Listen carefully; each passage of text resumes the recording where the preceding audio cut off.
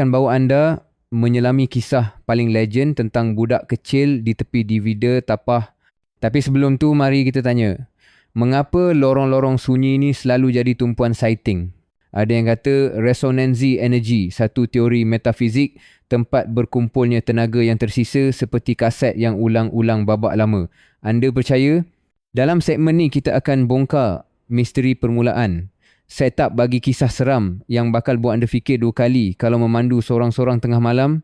Mari saya kenalkan watak utama kita, Pak Din. Seorang pemandu lori otai, 30 tahun di atas jalan, sudah lali dengan shift hantu. Tapi malam tahun 2010 tu lain macam rasanya. Bayangkan, jam hampir 3 pagi, hujan rintik dan Pak Din baru lepas hentian tapah. Dia pegang steering dengan satu tangan, satu lagi pegang termos kopi. Semua nampak biasa, sampailah dia nampak sesuatu yang